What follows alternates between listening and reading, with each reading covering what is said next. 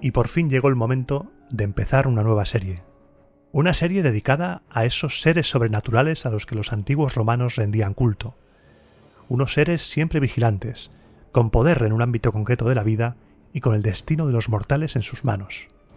Aquí empieza la serie dedicada a los dioses del panteón romano.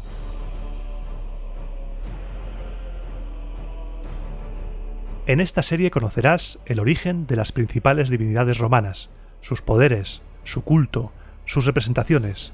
Los conocerás un poquito mejor. Y hoy, para inaugurarla, tenemos en Roma Eterna al padre de la luz diurna, al considerado como jefe y el más grande de todos los dioses. Así que, cúbrete la cabeza por favor, porque hoy vamos a hablar de Júpiter. Cuaderno de dioses, cuaderno de dioses, cuaderno de dioses, cuaderno de dioses.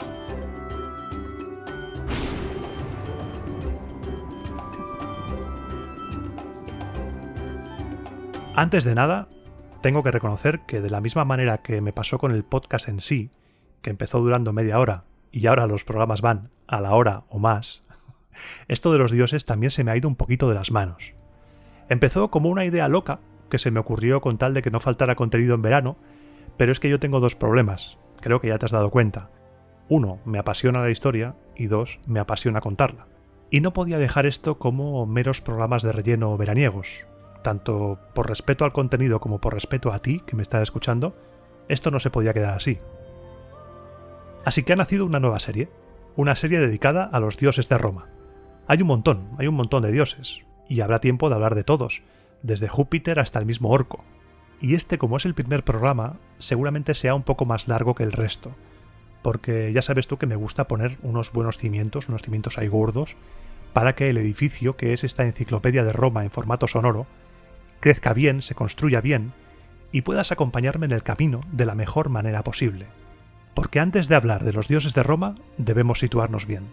Y para situarnos debemos remontarnos a los primeros programas del podcast. Si bien en esos programas, por ejemplo en el de los etruscos, quedó claro que actualmente no tenemos suficientes evidencias para decir que Roma fuera absorbida por los etruscos en tiempos de los tarquinios y completamente etrusquizada, la cosa cambia cuando hablamos de religión. Ay amigo, la religión es algo diferente. Porque dioses como por ejemplo Minerva estaba más vinculada a la Minerva etrusca que con la Atenea griega, o la misma Venus, madre de Eneas, era una diosa más parecida en origen a la etrusca Zuran que a la frívola Afrodita homérica. Los etruscos aportaron cosas muy interesantes, como por ejemplo la aruspiquina, esa práctica etrusca de adivinar la voluntad de los dioses mediante el examen de entrañas de animales sacrificados, especialmente el hígado. Otros hacían sus predicciones mediante la observación de algunos fenómenos naturales, como los rayos, relámpagos, tormentas, eclipses. Estos arúspices gozaban de menos popularidad que los augures, que sí eran de origen romano, pero sus servicios eran muy solicitados por la gente del pueblo. Aparte de algunos dioses y de las prácticas de la aruspiquina, los etruscos nos cuentan que le dieron a los romanos otra cosa, algo muy importante. Les dieron una organización para sus dioses. Cuando pensamos en el panteón romano, nos imaginamos a sus dioses haciendo cosas de dioses, ahí sentados en sus tronos de dioses, pero no solemos pensar en las relaciones que se establecen entre ellos, relaciones jerárquicas, relaciones que van más allá de si uno es hijo de otro o si tal dios está aliado con tal otro dios. Tanto la estructura como las historias sobre los dioses fueron absorbidas desde fuera. Los romanos no tenían una mitología divina propia, sus dioses no eran protagonistas de un drama, como si lo eran los dioses griegos, por ejemplo. Como te dije en uno de los programas sobre religión, creo que fue en el primero, la mitología romana está centrada en los héroes que protagonizaron la historia primitiva de Roma. Se centraron en sus héroes legendarios, Eneas, Rómulo, Coriolano, ya que una ciudad destinada a ser la dueña del mundo debía tener un origen heroico que sirviera para justificar sus ambiciones territoriales sobre los demás. La mayoría de los dioses de los que te voy a hablar en esta serie ya existían en el mundo romano, ya existían antes de entrar en contacto con los griegos. Pero gracias a esas influencias, griegas y etruscas principalmente, estos dioses fueron adquiriendo ese trasfondo, esas historias sobre sus vidas a las que los romanos no habían prestado atención hasta ese momento. Los romanos no cogieron a los dioses griegos y dijeron, venga tú, te vas a Roma y te cambio el nombre y apañado. No. En su mayoría, los adaptaron a los que ya tenían y les dieron los atributos y el trasfondo helénico. Como te expliqué en los programas de religión que sirven como una muy buena introducción a esta serie de ahora, en su origen, la religión romana estaba basada en el culto a los lares, esas divinidades domésticas. Unos lares que coexistían con algunos dioses que después formarán parte del panteón oficial. Era una religión basada en respetar a los ancestros y conservar las costumbres romanas. Honrar a los antepasados, honrar tu casa y honrar tus costumbres. A los lares posteriormente se les unieron los genios, como portadores del linaje familiar a través del pater familias de la gens, y después los penates, los supuestos espíritus tutelares de la despensa familiar. Ten presente que en el mundo arcaico romano, las cosechas suponían el principal y más importante sustento de sus habitantes. Era necesaria la presencia de una deidad que protegiese los alimentos, y por eso había un espíritu tutelar de la despensa familiar. Después se añadieron los manes, los considerados espíritus de los antepasados muertos, encargados de cuidar y de proteger el hogar familiar. Con estos dioses del hogar coexistían una serie de entidades protectoras para cada una de las actividades o momentos importantes, que también te hablé de ellos en los programas de religión, los númina. Cada numen era un poder divino que no tenía personalidad, no tenía género, no tenía forma, no tenían aventuras, no había vínculos familiares entre ellos, nada. Eran energías que se encargaban de su respectiva área y punto. La llamada Interpretatio Graeca modificó algunos campos de la religión romana tradicional y la transformó profundamente. A partir del siglo II, la primitiva religión romana, que era una amalgama de rituales que se hacían por costumbre y superstición con tal de mantener la paz con los dioses, se vio transformada desde arriba, desde las élites aristocráticas. Se comenzaron a sustituir las antiguas creencias por doctrinas filosóficas que llegaron a Roma por el este. Se recibió también la religión griega, su teología, y se produjo entonces la asimilación, la Interpretatio Graeca, de algunos dioses autóctonos con los recién llegados. Júpiter, Neptuno, Marte, Venus y Vesta se fundieron con Zeus, Poseidón, Ares, Afrodita y Hestia respectivamente. Adquirieron prácticamente las mismas características que sus homólogos en el mundo helénico. Juno, por ejemplo, era matrona de la ciudad etrusca de Veyes, y los romanos la invitaron a abandonar a los etruscos y venirse con ellos mediante una ceremonia llamada evocatio. Era una deidad asociada con los jóvenes guerreros, que adquirió su papel como esposa de Júpiter mucho más tarde. Cibeles, por ejemplo, la Magna Mater romana, fue evocada desde Asia Menor durante las guerras púnicas. A Cronos, por ejemplo, lo identificaron con calzador con Saturno, un dios latino de la recolección que ya conoceremos en futuros programas. Para que todo sea un poco más sencillo, subiré junto con este programa, tanto a la comunidad de iVoox como a Twitter, un cuadro con el nombre romano, el nombre etrusco y el nombre griego de los dioses más importantes por si te apetece investigar por tu cuenta. Y ahora vamos ya a intentar hacer una lista de dioses romanos, qué dioses eran los más importantes, y para ello nos encontramos una primera lista en la obra de Re Rústica, de las cosas del campo, de Marco Terencio Varrón. De esta obra podemos coger muchas cosas, sobre la vida en el campo, sobre la esclavitud, ya lo utilicé, y sobre los dioses. En esta obra, Varrón, ya octogenario, decide escribir a su esposa Fundania un manual en 3 libros para que pueda consultarlo siempre que quiera, siempre que tenga dudas sobre cómo llevar su finca agraria. Y nada más empezar la obra, al principio, invoca a los dioses que presiden los trabajos de los labradores, y nos nombra a 12 dioses. Primeramente me dirigiré a Júpiter y a Telus, que guardan todos los frutos de la agricultura en el cielo y en la tierra. Por esto les dicen padres. Padre se llama a Júpiter y madre tierra a Telus. En segundo lugar, invocaré al Sol y a la Luna, de los cuales observamos los tiempos cuando se trata de sembrar o de recolectar. En tercer lugar, acudiré a Ceres y a Baco, cuyos frutos son los más necesarios para la vida, ya que por ellos nos proporciona el campo los alimentos y las bebidas. En cuarto lugar, a Rovigo y a Flora, que, estando propicios, ni el tizón echa a perder el trigo, ni los árboles florecen a destiempo. Invocaré después a Minerva y a Venus, la primera de las cuales vela por los olivos y la segunda por los huertos. Por último, me dirigiré a la linfa y a la diosa de la buena suerte, porque sin el agua toda la vegetación es árida, y sin el éxito de la buena suerte solo hay fracasos y no cultivo.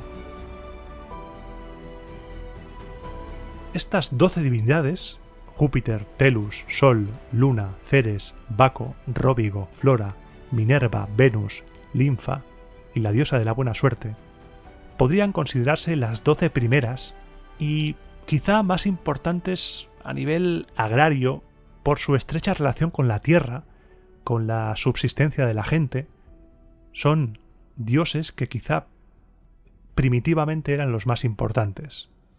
El propio Varrón separa a estas divinidades de otros 12 dioses, dioses venerados en la ciudad, dioses que entrarán dentro de la estructura aportada por los etruscos. Son los 12 dioses más olímpicos, por decirlo de algún modo. Parece ser que los dioses tenían un consejo de dioses, y los que formaban parte de este consejo se llamaban dioses consentes. Los etruscos tenían un consejo de dioses que a su vez estaba a las órdenes de unos dioses superiores, también llamados dioses velados, que eran seres divinos inaccesibles, carentes de nombre, creadores y mantenedores del universo. ¿Y qué dioses formaban este consejo, estos dioses consentes? Pues eran 12. 12 dioses, cuyas estatuas doradas, según Varrón, estaban colocadas por parejas y ocupaban el pórtico de la vía que iba desde el Foro al Capitolio. Un lugar cuyas ruinas a día de hoy se pueden ver en Roma. Están entre el Clivus Capitolinus y el muro de la base del Tabularium. Nuestro ya íntimo amigo Tito Livio nos cuenta qué dioses estaban en el consejo. Hubo 6 altares a la vista, uno para Júpiter y Juno, otro para Neptuno y Minerva, el tercero para Marte y Venus, el cuarto para Apolo y Diana, el quinto para Vulcano y Vesta y el sexto para Mercurio y Ceres. Pues ya los tenemos. Estos 12 eran los dioses más importantes de la ciudad. Júpiter, Juno, Neptuno, Minerva, Marte y Venus, Apolo y Diana, Vulcano, Vesta y Mercurio y Ceres.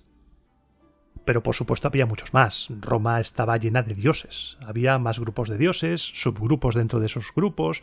Ya verás tú, la diversión aquí no para. Y si hacía falta algún dios, se trae de fuera y punto. Asunto arreglado. Eso a los romanos no les importaba. No había esa concepción de mi dios es superior al tuyo. No. ¿Tu dios qué hace? Pues mi dios es capaz de curar esta enfermedad. Me sirve. Y se lo traen. Evocatio y fuera. Nos cuentan que este consejo se reunía cuando hacía falta tomar decisiones trascendentales, y al frente de este consejo estaba el protagonista del programa de hoy, Júpiter.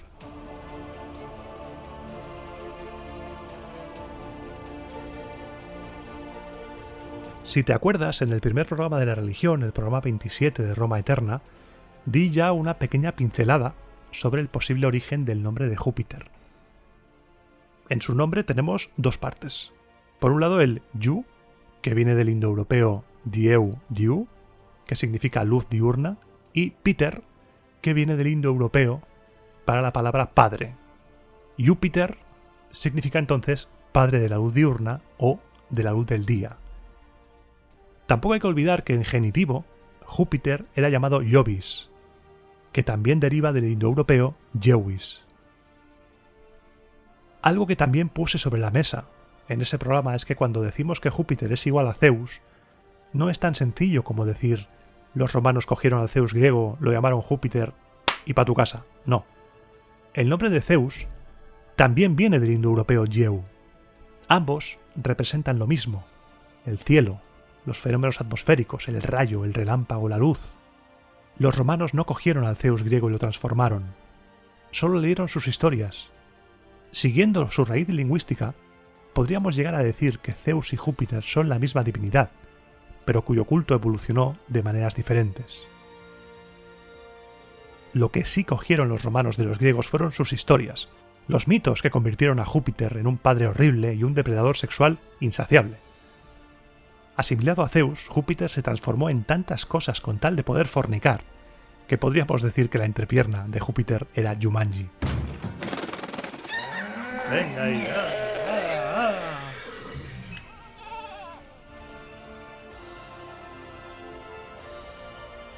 ¿Qué te parece si hacemos un breve repaso de las aventuras más locas de Zeus que luego pasaron a Júpiter? Claro, esto sí que es que te pasen un marrón y no los correos de tus compañeros de trabajo que se quedan sin hacer y ¡ay! Que el siguiente que lo haga. Para acostarse con Europa, Zeus se convirtió en toro blanco para conseguir que se montara en su lomo, y una vez montada se la llevó desde Fenicia hasta Creta. Para unirse con Dánae, la madre de Perseo, se convirtió en lluvia de oro para poder penetrar las rendijas de la cámara de bronce en la que estaba encerrada Dánae. Para seducir a Leda, la madre de Cástor y Pólux, se convirtió en cisne. Para seducir a un chavalín llamado Ganímedes, se transformó en águila y lo secuestró. Luego hay transformaciones que son mucho más dark, son mucho más oscuras, como por ejemplo transformarse en el esposo de Alcmena para poder acostarse con ella, de cuya unión nació Hércules, o transformarse en otro dios directamente. Se transformó en Apolo para llevarse al huerto a la doncella Calisto. Todas estas historias son un intento por hacer ver a Zeus Júpiter como el padre fecundador de todo literal. Expresan de forma simbólica la fecundación de la tierra y que es padre de todo. Y parece ser que hay un pequeño paso entre fecundar la tierra y fecundar a todo lo que respire sobre la tierra. La canción de Destripando la Historia es real. O sea, tu perro, que se está lamiendo ahora mismo la genitalia, podría ser Zeus Júpiter esperando a que te descuides para asaltarte. A Júpiter se le suele representar como un hombre majestuoso, con barba, cabellera abundante y sentado en un trono. En la mano derecha suele tener un rayo que se presenta de dos maneras, o por un tizón flameante en los dos extremos, o por una especie de máquina puntiaguda por los dos lados y armada con dos flechas. Suele tener una victoria en la mano izquierda y a sus pies un águila con las alas desplegadas. Se le suele también representar con la parte del cuerpo superior, el torso desnudo, está mamadísimo Júpiter, y la inferior cubierta. ¿Te acuerdas de los subgrupos y grupos que te dije que había por ahí? Pues Júpiter formaba parte también de los llamados dioses fulminadores, di fulguratores en latín. Eran dioses que tenían el poder de manipular el rayo, era el club de los dioses que podían lanzar rayos. Había 9 dioses, según nos cuentan: Júpiter, Juno, Minerva, Vulcano, Marte, Saturno y 3 dioses más que no sabemos. Y además, Júpiter no tenía un solo rayo, tenía 3 clases de rayos. El primero era un presagio favorable, no tenías que tener miedo. El segundo era un poco más peligroso y antes de lanzarlo debía consultar a los dioses consentes, al consejo de dioses, pedir permiso para hundirle el pecho a ese ciudadano que había faltado a Júpiter. Y el tercero era el más terrible. El tercero modificaba todo a su paso, nada volvía a ser como antes, el tercero arrasaba. Y como era tan poderoso ese rayo, para usarlo, Júpiter debía consultar primero a su consejo privado, a unos dioses llamados involutos, involuti en latín. Se desconoce cuántos eran, se desconocen sus nombres, solo sabemos que esos dioses asesoraban a Júpiter antes de que lanzara el más terrible de sus rayos. Como no, Júpiter también formaba parte de los 20 dioses más importantes del panteón romano. Según Varrón, había 20 dioses que eran el top de lo top, y eran los llamados dioses selectos, los di selecti en latín. Y estos 20 eran Jano, Júpiter, Saturno, Genio, Mercurio, Apolo, Marte, Vulcano, Neptuno, Sol Aproximadamente 10 horas después. Orco, Liber, Telus, Ceres, Juno, Luna, Minerva, Diana, Venus y Vesta. Júpiter también formaba parte de 2 de las 3 tríadas divinas de los dioses romanos. Las tríadas eran coaliciones de 3 dioses que se formaban para sellar la unión de distintos pueblos que van construyendo Roma, y ya de paso con esa unión se potencian los dioses. Podemos identificar 3: la precapitolina, la tríada capitolina y la tríada aventina. Júpiter forma parte de la tríada precapitolina, junto a Marte y Quirino, ese Quirino bueno ahí. Luego tenemos también la tríada capitolina formada por Júpiter en su forma óptimo máximo, Juno y Minerva, y cuyas estatuas estaban en el templo del Capitolio. No forma parte de la tríada aventina, que está formada por Ceres, Liber y Libera, divinidades de la fecundidad, que se corresponde con la tríada eleusina de Demeter, Dionisio y Core Perséfone. Esta tríada fue instituida en los primeros tiempos de la República por indicación de los libros sibilinos para conjurar un periodo de hambre y escasez tremenda. En el 493 a.C. se levantó en el Aventino un templo a estos dioses, que fue destruido por un incendio en el 31 a.C., para ser reconstruido después por Augusto y Tiberio. Como puedes ver, hay un montón de listas, hay un montón de dioses, que si dioses consentes, que si dioses electos, tríadas. Esta gente debía tener una de grupos de Telegram tremenda. Ahora que ya hemos situado a Júpiter con su importancia con respecto a los demás dioses, vamos a conocerle un poco más sobre su culto. Tenía un sacerdote específico para él, el Flamen Dialis, que era el sacerdote de mayor rango. Le estaban consagradas las idus, en las que se sacrificaba una oveja blanca en su honor. En este día, por ejemplo, suelen caer los aniversarios de la dedicación de varios de sus templos. Y para recordar un poco cuáles eran las idus son el día 15 en los meses de marzo, mayo, julio y octubre, y el 13 en el resto. Y ahora que hablo de idus, voy a abrir un melón, que seguramente tú también hayas abierto en algún momento, y es el de decir las idus o los idus. Porque seguramente hayas escuchado o leído en algunos sitios de una manera y en otros sitios de otra. Esto es porque en latín, idus es femenino, igual que las calendas o las nonas, pero en castellano, la RAE lo define como un masculino plural. Si hablamos en castellano, es adecuado decir los idus, pero si dices las idus porque te estás tirando el pisto más grande, hablando en latín, pues tampoco se considera incorrecto. Así que depende tu nivel de ser pro. Si quieres decir las idus, pues quedas de lujo. Estoy de acuerdo, perro, estoy de acuerdo.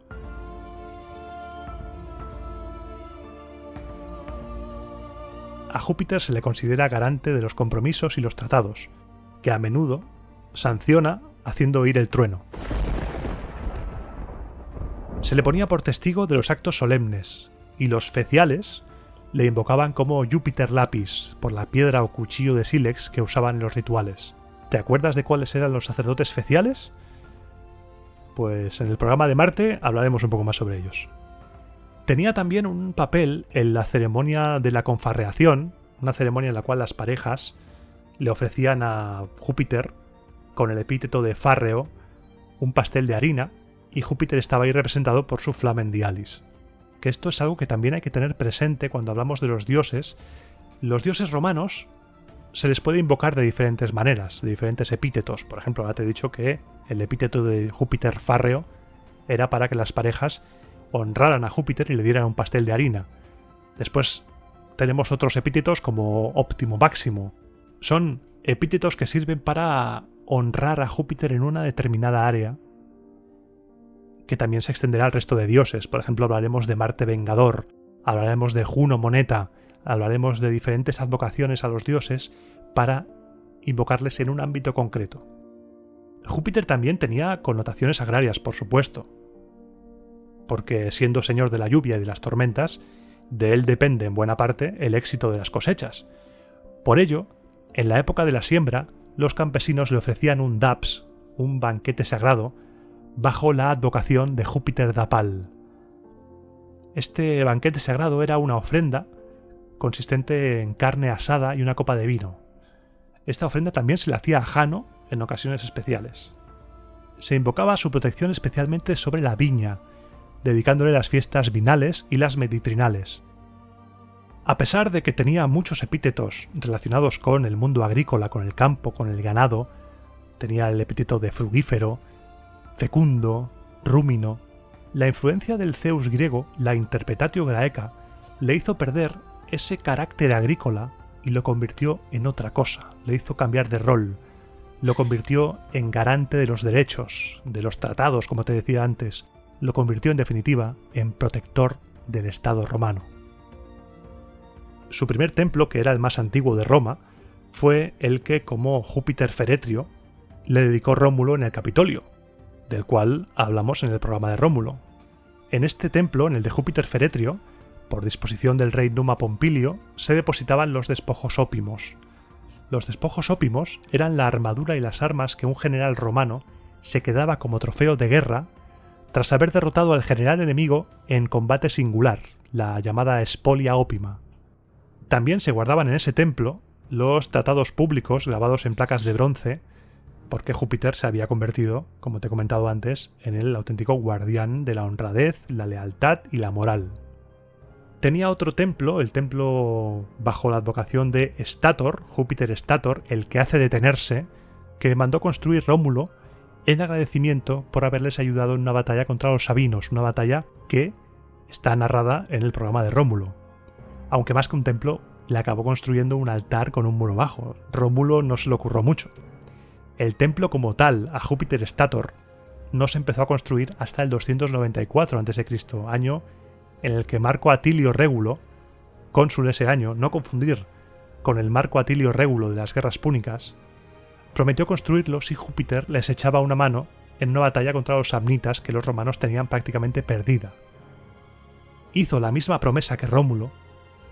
La situación cambió milagrosamente, igual que en tiempos de Rómulo. El enemigo fue derrotado y en el mismo lugar donde estaba el altar que le construyó Rómulo, se construyó el templo y su aniversario se celebraba el 13 de enero. Como curiosidad, fue en este templo de Júpiter Stator en el que el Senado se reunió el 8 de noviembre del año 63 a.C. para escuchar a Marco Tulio Cicerón pronunciar su primer discurso contra Catilina. Se cree que este templo pudo estar donde está ahora el templo de Rómulo, en la Vía Sacra. Cuando hablo de estas cosas me entra un monazo de ir a Roma, madre mía. Madre mía. De un año antes, databa otro templo, el templo a Júpiter Víctor, victorioso, en conmemoración de la victoria obtenida sobre los samnitas en la batalla del Sentino, una de las batallas más decisivas de la historia de Roma y que propició la unificación de la península itálica bajo autoridad romana. A esa batalla le daremos mucho amor en este podcast porque se la considera la mayor batalla de toda Italia hasta ese momento. Es en esa batalla en la que el cónsul Publio Decio Mus se sacrificó por las tropas, una escena que fue interpretada magistralmente por Sergio Mena, del podcast El Descampado, al que dentro de poco voy a ir a ver en persona de nuevo, y que fue increíble. El aniversario de este templo de Júpiter Víctor también se celebra en las Idus, en este caso en las de abril, el 13 de abril. Pero más allá de templo a Júpiter Víctor, Júpiter Stator, Júpiter Feretrio, el más importante de todos, construido en tiempos de los Tarquinios, era el del Capitolio, el que compartía con Juno y Minerva, así como con Juventas y Término. En este templo, Júpiter tenía su advocación más importante, el epíteto más importante. Se le invocaba como Júpiter Optimo Máximo, Júpiter Optimus Maximus, y recibía un culto con claras connotaciones políticas, como auténtico señor divino del Estado de Roma. A este templo acudían los cónsules el día que empezaban a ejercer las funciones de su magistratura, el 13 de septiembre, en plena celebración de los Juegos Romanos. En él también se conservaban los libros sibilinos y se depositaba el botín obtenido por los generales triunfadores. Y allí también se reunía el Senado para deliberar sobre la declaración de guerra. Recuerda que el Senado no era un edificio como tal, el Senado era la reunión. También en el Capitolio se alzaba el templo a Júpiter Tonans, Júpiter Tonante, el tronador, un templo que erigió Augusto agradecido por salvar la vida, ya que le cayó un rayo que casi lo fulmina. Fulminó a un esclavo antes que a él, pero casi se lo lleva por delante. En el Museo del Prado podemos ver una escultura de Júpiter como Júpiter Tonans, datada de la época del emperador Domiciano, aunque los brazos fueron restaurados en época barroca. Tenía otras muchas advocaciones. Por ejemplo, se le podía invocar con el epíteto de Elicio para hacer una ceremonia llamada Aquelicio, Aquelicium, una ceremonia que se practicaba en épocas de mucha sequía. En esta ceremonia todos descalzos, los magistrados sin sus insignias, las mujeres con el cabello suelto, todos acudían en procesión hasta una fuente que había cerca de la puerta Capena para pedir a Júpiter Elicio que trajera lluvia. Elicius significa el que atrae. Y en el Aventino tenía un viejo altar en el que se cree que se le ofrecían sacrificios humanos.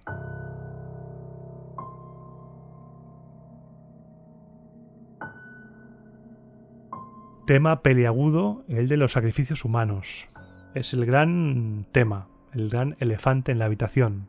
Los romanos, según nos cuentan, odiaban la práctica de sacrificios humanos, pero las fuentes nos cuentan que en momentos puntuales de extremo peligro para la ciudad, se recurrió al sacrificio humano, siguiendo las indicaciones, como no, de los libros sibilinos. Tito Livio y Polibio, por ejemplo, nos cuentan que en el año 226 a.C., para hacer frente a la amenaza de los galos, los romanos decidieron enterrar vivas a dos parejas, una pareja de griegos y una pareja de galos. Dion Casio nos cuenta que esto mismo se volvió a repetir tras el desastre de Cannas, en el 216, año en el que se volvieron a enterrar vivas a dos parejas. Plinio el Viejo nos cuenta en su Historia Natural que en el año 97 a.C. el cónsul Publio Licinio Craso, padre del famosísimo, riquísimo y doradamente derretidísimo Marco Licinio Craso, prohibió las artes ocultas y los sacrificios humanos. Si prohíbes algo es que está sucediendo. Aunque fuera de manera esporádica, esto nos hace pensar que todavía en el año 97 a.C. se producían sacrificios humanos. Se sospecha que algunas ceremonias religiosas encerraban vestigios de sacrificios humanos. Si ves una ceremonia en la cual se arrojan al Tíber o se ofrecen a la divinidad muñecos, es posible que muchos años antes, en lugar de muñecos, se ofrecieran personas o bebés, niños. Para sustituir a los primitivos sacrificios humanos, se adoptó la fórmula etrusca de los combates de gladiadores, por ejemplo, que nacieron como una ceremonia funeraria. En honor de Júpiter se celebraban los Juegos Romanos, los Juegos Plebeyos y los Juegos Capitolinos, de los cuales ya hablaremos en futuros programas. También se le adoraba fuera de Roma, recibía culto en Lavinio, en Tibur, en Túsculo, en Praeneste, entre los oscos y los volscos también, entre los umbros, en los montes albanos. Tenía culto por toda la península itálica, no era un dios exclusivamente romano. A partir del siglo II después de Cristo se difundió por Occidente el culto de Júpiter Doliqueno, de origen asiático. Se le representaba con traje militar, de pie, encima de un toro, con el rayo y un hacha de doble hoja en la mano. A este Júpiter Doliqueno se le erigieron en Roma templos en el Aventino y en el Esquilino. Júpiter era siempre el primero entre los dioses. Su culto era el más solemne y el más universal. Júpiter mantenía el equilibrio del mundo y la justicia entre los hombres. Júpiter encarnaba la hospitalidad, como deber sagrado para con el pobre y con el extranjero. El propio Júpiter de vez en cuando bajaba a la Tierra para comprobar si es verdad que la gente estaba siendo hospitalaria. Pero también Júpiter era implacable con los que faltaban a los juramentos y a los que ofendían a los dioses. Su ira era infinita. A Prometeo, por ejemplo, lo mandó encadenar en una roca del Cáucaso e hizo que un buitre le comiera las entrañas, que se regeneraban solas para volver a ser comidas una y otra vez. O, por ejemplo, la historia de Tántalo. A Tántalo se la hizo buena, aunque hay diferentes versiones de esta historia. Una de ellas dice que Tántalo inmoló a su hijo y se lo sirvió para comer a los dioses, y el castigo que recibió por ello fue tremendo. Del castigo también hay varias versiones. Una de ellas dice que se le castigó a tener siempre, eternamente, una piedra gigante encima suyo, siempre a punto de caerse, pero que nunca se caía. Pero la versión del castigo que más me gusta es la que dice que fue condenado a tener hambre y sed eternas. Sumergido en agua hasta el cuello, no podía beber porque cada vez que lo intentaba el líquido retrocedía de su boca. Se le escapaba, pero ¿qué está pasando? Y para comer tenía una rama sobre su cabeza pero si levantaba el brazo para coger alguna fruta, la rama se levantaba y se volvía inalcanzable. No te la juegues con Júpiter. Júpiter te hunde el pecho a la primera. De buenas es muy bueno, pero a malas es el peor. Aún así, era considerado un dios misericordioso, un dios benevolente con los humanos. Hay una escultura también en los museos vaticanos dedicada a Júpiter Verospi, en la que sale en una actitud completamente chill, con el rayo apagado en su mano izquierda y con el cetro en su diestra. A Júpiter le estaba consagrado el jueves, el Jovis Dies. Su animal favorito era el águila, que vuela alto y cae sobre su presa como un rayo. A Júpiter le complacía que se le sacrificaran animales de color blanco, machos castrados a poder ser, y se cuenta que su sacrificio favorito era el buey. En otros lugares he leído que se le inmolaban cabras, chivas y toros blancos con los cuernos dorados, y en las idos de septiembre los cónsules comenzaban su mandato sacrificando una oveja blanca en el altar de Júpiter. En el programa de la religión te hablé de los sacrificios, pero no te hablé del nombre que recibía el animal que iba a ser sacrificado. Los animales de gran tamaño se llamaban víctimas, sí, como por ejemplo un buey. Pero si sacrificabas un animal pequeño, por ejemplo una paloma en honor a Venus, en lugar de llamarse víctima, se llamaba hostia. Y había diferentes tipos de hostias en función del motivo del sacrificio. Había hostias honorarias, cuando se sacrificaban en honor a los dioses, hostias piaculares, para expiar un error en un ritual, hostias consultorias, para conocer a partir del examen de sus vísceras la voluntad de los dioses, aunque no fuera un sacrificio como tal. Me hace mucha gracia la serie de Movistar, la serie de Justo antes de Cristo. Hay una escena en la que una matrona, una de las protagonistas, pide que se sacrifique un pollo para consultarle una cosa, y su esclavo de confianza le dice: «Amá, para allá, que llevamos toda la semana comiendo pollo». Había otro tipo de hostia, la hostia sucedánea, cuando el animal que iba a ser sacrificado se debía sustituir por otro al tener alguna anomalía o haber sido declarada impropia por alguna cosa. Y por último están las hostias como panes, que son las que nos va a dar Júpiter como no difundas este programa. Y con esta recopilación de hostias acaba el programa de hoy, dedicado a Júpiter. El programa de hoy no tiene sección del final, la sección está de vacaciones hasta septiembre. He intentado con este programa hacer un programa diferente sobre Júpiter, algo que no se ciña a lo que se suele contar habitualmente, y lo intentaré hacer con los demás dioses, ir un poco más allá de lo que se suele explicar, más allá de las historias mitológicas que todos nos sabemos. Este primero ha sido un poco más largo, he tenido que hacer una introducción sobre el tema de los dioses, pero en los siguientes programas iremos ya al turrón directamente, meteremos la directa, porque esta introducción sirve para el resto de programas. Y hablando de siguientes programas, no olvides que la semana que viene hay programa. Siguen los especiales de verano, divinos, y tocará hablar de Juno, la diosa que se convirtió en esposa de Júpiter tras la helenización del panteón romano. Así que te espero la semana que viene en el siguiente programa de Roma a Eterna.